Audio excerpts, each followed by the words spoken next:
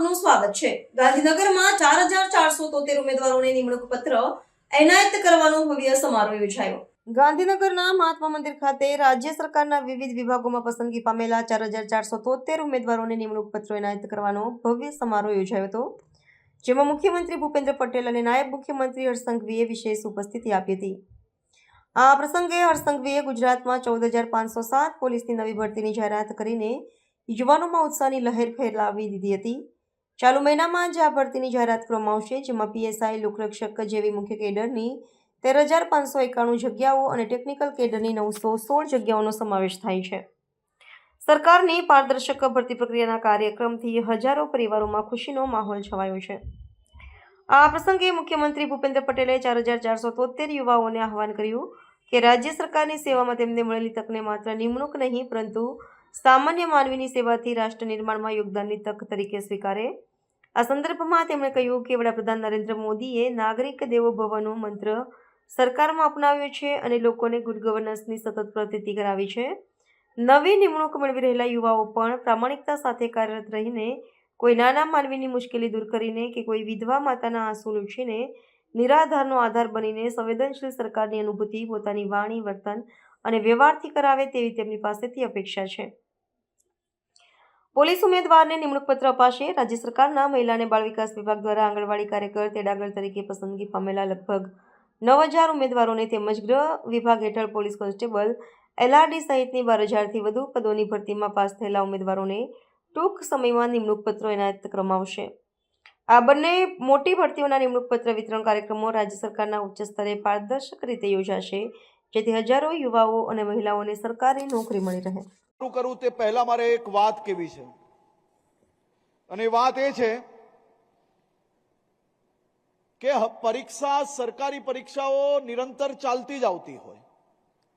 નાની મોટી ઘટનાઓ બને, ક્યાંક હજારો લાખો મહેનતુ વિદ્યાર્થીઓ, પરીક્ષાર્થીઓની વચ્ચે એક બે દૂષણખોરો એ લાખો લોકોના સપના દોહલવાનું કામ કરતા હોય, એની વચ્ચે આપણી ગૌણ સેવા દ્વારા મુખ્યમંત્રી શ્રીના માર્ગદર્શનમાં નવી પદ્ધતિઓ, નવી ટેકનોલોજીઓ અને આ બધાનો જ ઉપયોગ કરીને એપ્રિલ 2025થી અત્યાર સુધી 101 જેટલી પરીક્ષાઓ સફળતાપૂર્વક પાર પાડી છે અને રાજ્યના લાખો પરીક્ષાર્થીઓનું સપનું સાકાર કરી રહ્યા છે।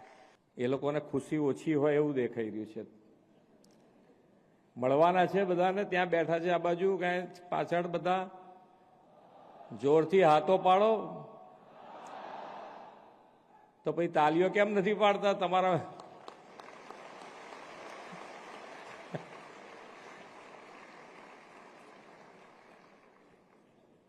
તમારામાંથી કોઈક મિત્ર એ તો જે તમે જુઓ અહીંયા આગળ આવ્યા તારે તમે બધા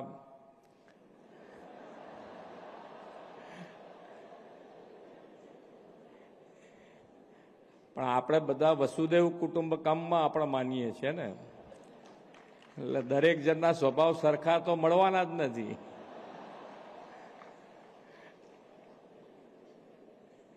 એટલે તમે જે બધા છો, તમારે તો કેટલા બધા લોકોનું 7 કરોડ ગુજરાતીઓના કામ કરવા માટે તમે સિલેક્ટ કર્યા છો, એટલે દરેક જણને કેટલી ધીરજ ને ધૈર્ય રાખવું પડે વિચારી લેજો।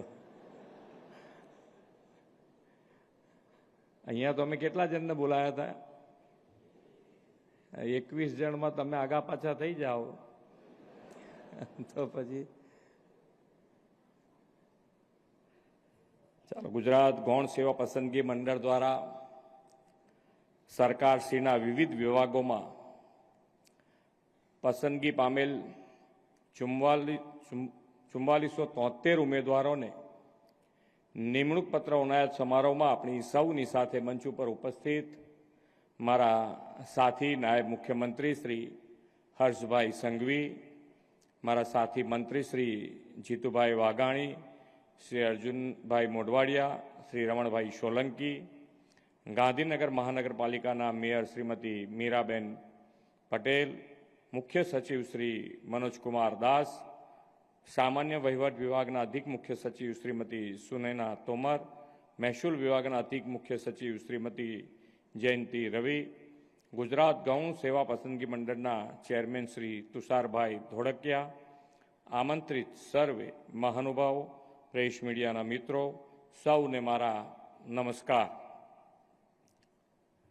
આપણા યશસ્વી વડાપ્રધાન શ્રી નરેન્દ્રભાઈ મોદીએ જેને ડેમોગ્રાફિક ડિવિડન્ડ કહી છે તેવી યુવા શક્તિ માટે આજે આનંદનો અવસર છે.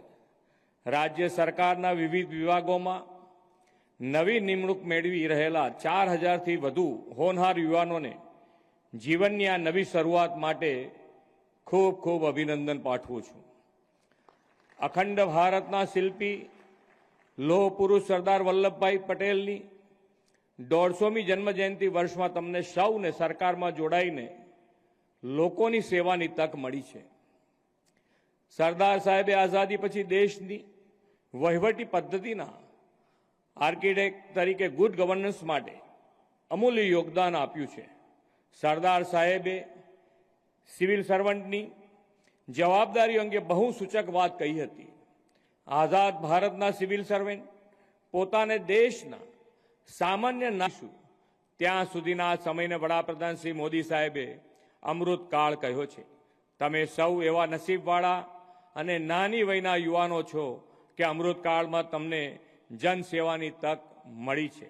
આપણે આઝાદીની શતાબ્દી 2047માં મનાવીએ ત્યારે તમે સૌ સરકારી સેવામાં કાર્યરત હશો જ.